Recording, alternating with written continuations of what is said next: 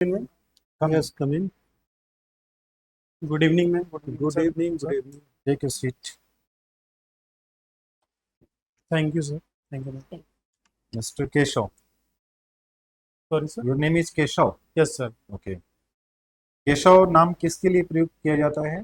Sir, Keshav नाम भगवान कृष्ण के लिए, भगवान विष्णु जी के लिए उपयोग प्रयुक्त किया किया जाता है, जाता सर। है। तो जैसे महाभारत काल में भगवान श्री कृष्ण बहुत निर्णायक साबित हुए, यस, सर। जैसे झारखंड की प्रशासनिक सेवा आपका पहला प्रेफरेंस है, जी। इसमें आके कुछ ऐसी उम्मीद आपसे की जा सकती है? Yes, sir. मैं झारखंड प्रशासनिक सेवा में आकर झारखंड के विकास में अपना योगदान देना चाहता हूँ, सर। हम्म, और जो भी केंद्र सरकार या राज्य सरकार की योजना है, उनको धरातल पे लाना चाहता हूँ, ताकि जो भी समाज के मुख्य धारा से न जुड़ पाए लोग हैं, उनका उचित विकास हो सके, सर। क्या ये समझा जाए कि अभी योजनाएं धरातल पे नहीं उतर रही हैं? ऐसी बात नहीं है, सर, हम्म, कि जो भी सरकार की योजना है वो धरातल पे नहीं उतर रही है। हम्म। पहले भी काम अच्छा हो रहा है। मेरा प्रयास रहेगा, सर, मैं उसको और अच्छे ढंग से कर सकूं। 3 ऐसी बातें बताइए जिससे सिद्ध हो सके कि आप कुछ एक्स्ट्रा, कुछ बेहतर कर पाएंगे। आपके अंदर ऐसी 3 क्या चीजें हैं जो और लोगों में नहीं है, जो अभी काम कर रहे हैं, जिससे आप ज्यादा बेहतर कर पाएंगे? सर, पहली बात तो मैं एक मेहनती छात्र रहा हूँ शुरू से, सर। ओके। और दूसरी बात, मैं सर 2018 से सर्विस में हूँ, हाँ। तो उसका भी लाभ मुझे आने वाले समय में प्रशासनिक सेवा में मिलेगा, सर। हाँ। और आप सब मैं, इंस्पेक्टर। सर, जो भी काम करता हूँ पूरी ईमानदारी के साथ करने का कोशिश करता हूँ, सर। ठीक। आप झारखंड सरकार में सब इंस्पेक्टर के पोस्ट पे हैं, यस, सर। तो आप ऑलरेडी पुलिस सेवा में रहते हुए प्रशासनिक सेवा में क्यों आना चाहते हैं? आपको पहला प्रेफरेंस पुलिस सेवा रखना चाहिए था। सर ऐसी क्या खामियां आपने पुलिस सेवा में देखी जिसकी वजह से पुलिस सेवा में बेहतर अपॉर्चुनिटी मिलने पे भी आप नहीं आना चाहते हैं? सर, झारखंड पुलिस में कोई खामियां नहीं है, सर। हम्म, ये झारखंड सरकार की काफ़ी प्रतिष्ठित सेवा मानी जाती है, सर। हम्म, पर मेरा, सर, जब मैं ग्रेजुएशन कर रहा था, हम्म, तब से ही मेरा सपना था कि सर मैं झारखंड प्रशासनिक सेवा में शामिल हो सकूं। हम्म, और इसका एक कारण था, सर, 2010-11 में हम्म, जी टीवी पर एक अफसर बिटिया करके सीरियल आती थी, सर। हम्म। उसको देख के मैं काफ़ी प्रभावित हुआ था। आपके घर में आपकी बहनें हैं? जी, सर। कितनी बहनें हैं? 5 बहन है, सर।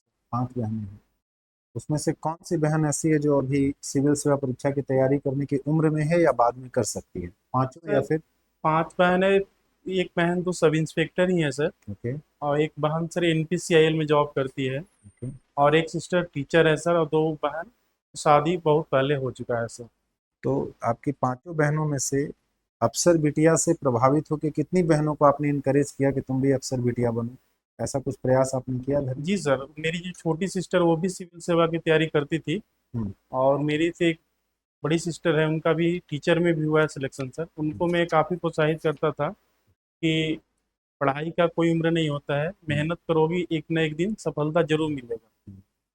अफसर बिटिया सीरियल में अफसर बिटिया का किरदार निभाने वाली जो एक्ट्रेस है, उसका उसमें क्या नाम है और ओरिजिनल नाम क्या है? दोनों नाम सॉरी, बताइए। सर, मैं याद नहीं कर पा रहा हूँ। कोई बात नहीं। आपने पॉलिटिकल साइंस से ग्रेजुएशन किया है यस, नीलांबर सर। पीताम्बर यूनिवर्सिटी से। Yes, sir. मैं देख पा रहा हूँ कि 10th के बाद आपका मार्क्स जो है डिक्लाइन हो गया लगातार।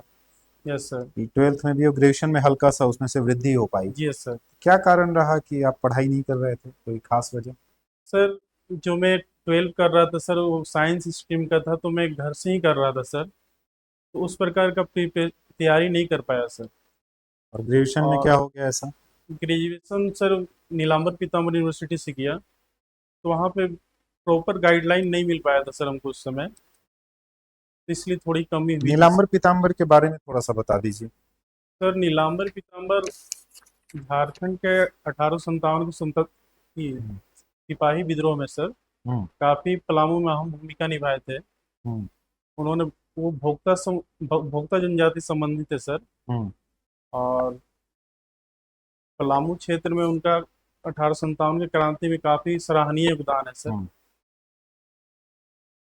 ओके। मुझे बताइए कि साम्राज्यवाद और उपनिवेशवाद में क्या अंतर है? आपने पॉलिटिकल साइंस में पढ़ा होगा, yes, sir.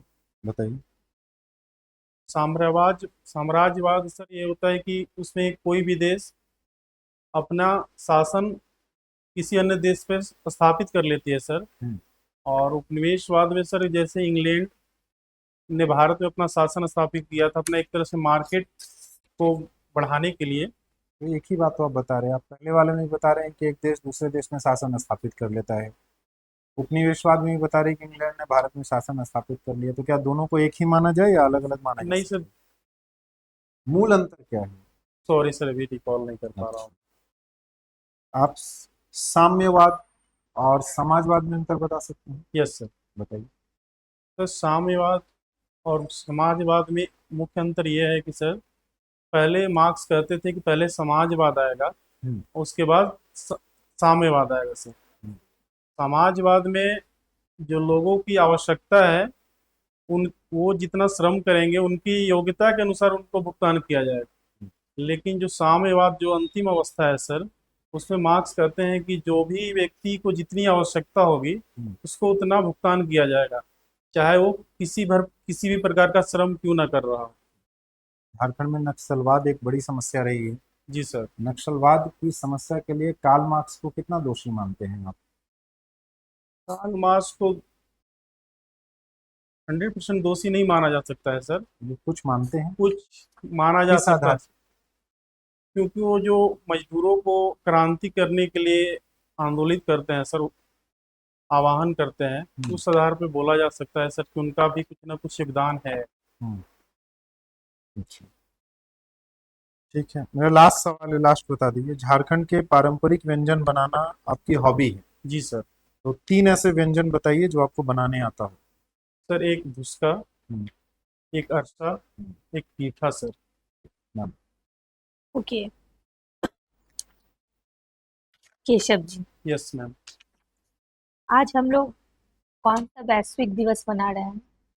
World father's day. Father's day. और सॉरी मैम, इसके अलावा याद। नहीं पता है।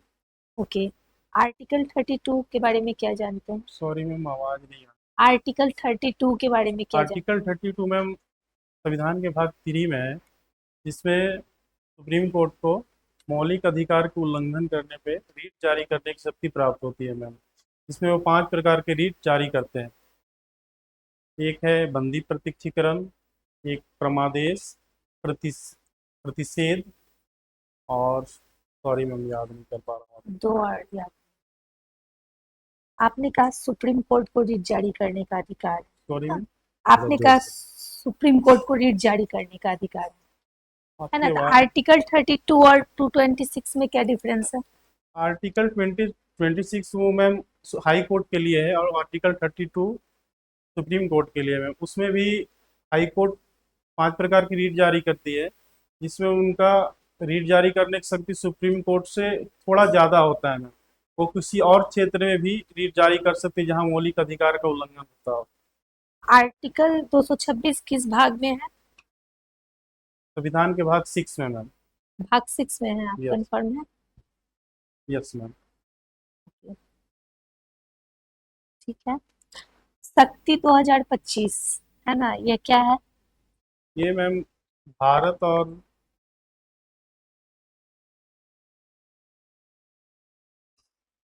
सॉरी मैम, ओके, इजराइल की खुफिया एजेंसी का क्या नाम है?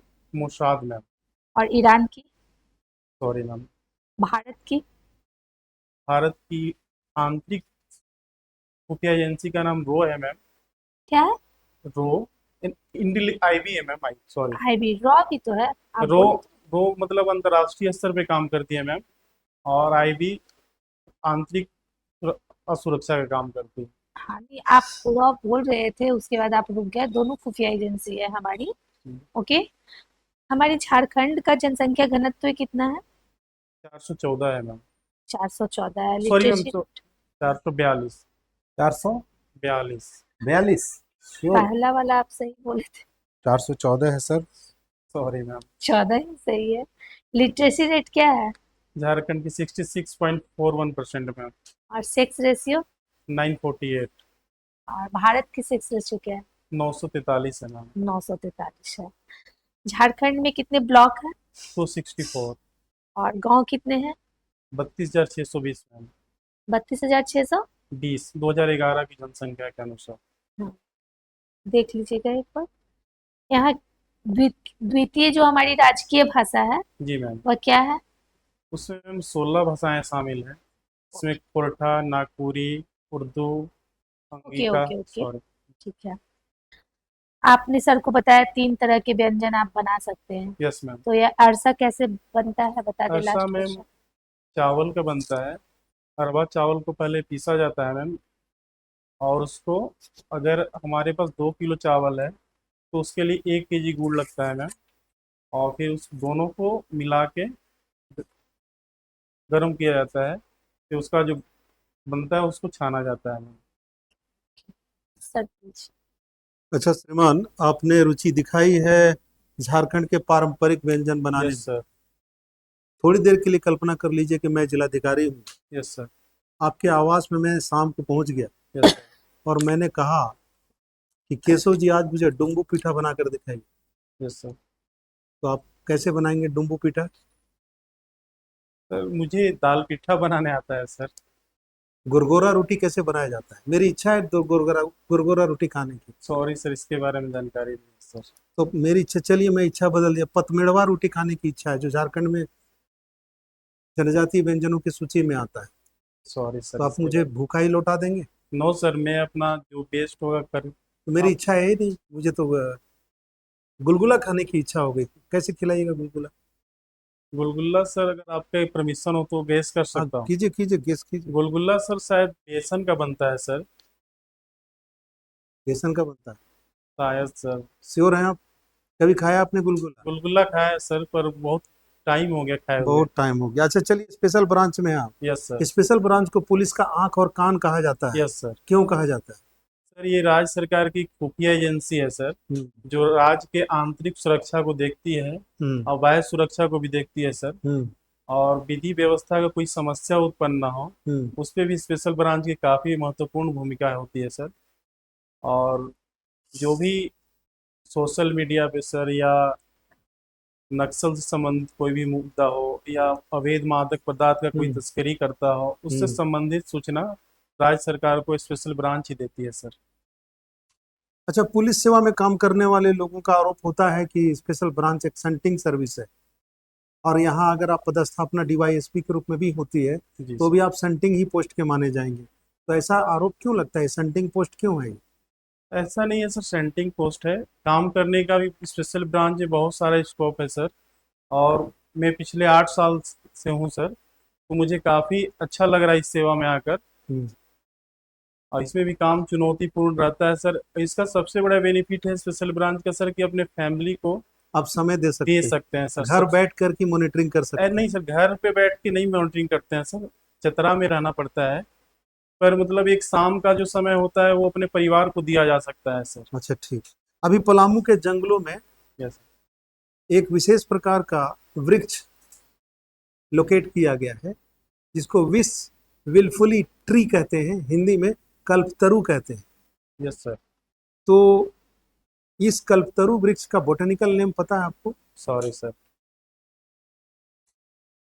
ये लगभग 100 वर्ष पुराना है, जो पलामू के जंगलों में अभी नोटिस किया गया। आप राजनीति शास्त्र से स्नातक हैं। Yes sir. त्रिवर्षीय पाठ्यक्रम में प्रथम वर्ष आपने क्या पढ़ा था? Sorry sir. याद नहीं आपको? नहीं सर।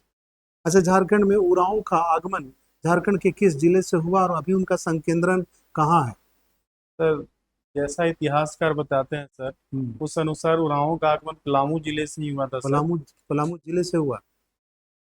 अच्छा ठीक है, मान लिया जाए। तो अभी संकेंद्रण कहाँ है उनका? सकेंद्रन सर ज़्यादातर गुमला, पलामू, लातेहार, इन सब क्षेत्रों में ज़्यादा पाया जाता है सर। तो लातेहार के उरांव और गुमला के उरांव में अंतर क्या है?